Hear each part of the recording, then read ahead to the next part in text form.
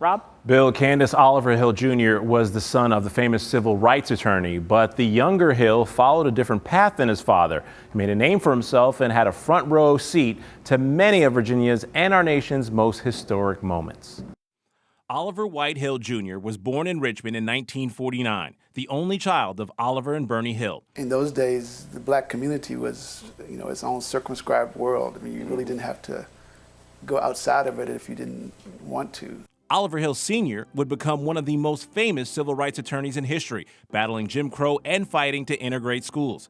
In a 2013 interview with the Library of Congress and Smithsonian Civil Rights History Project, the younger Hill talked about what it was like growing up in a home frequented by some of the country's most legendary freedom fighters, like Thurgood Marshall and Spotswood Robinson. So there would be these little strategy sessions around the breakfast table, and I would be off in a corner somewhere, but I didn't know exactly what was going on, but I just knew something important was happening. And Hill would be part of another historic moment when his 7th grade class became the first to desegregate Richmond public schools. And I was walking up the steps. It was like the school was deserted out in front. There was nobody, no teachers, no movement, no nothing. It was just me walking up these steps. After high school, Hill went to Washington, D.C., where he attended Howard University. Though he got his degree in history, Hill became fascinated with the science of the human mind. He would go on to earn a master's and a doctorate in psychology from the University of Michigan. In 1981, Hill returned home and got a job at Virginia State University.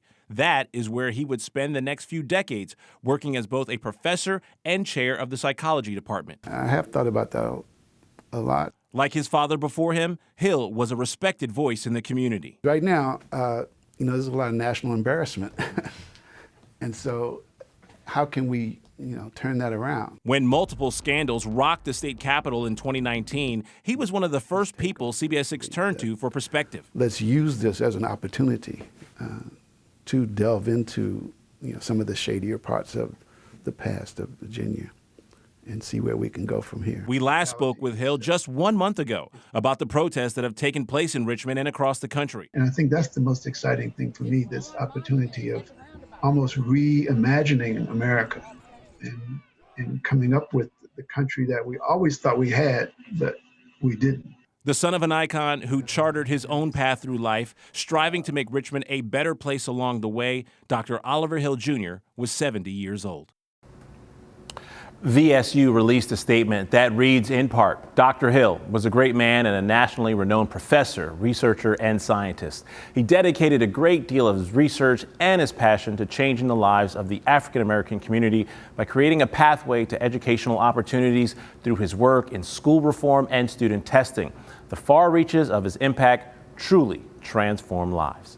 And you can find out our past interviews with Dr. Hill on our website at WTVR.com.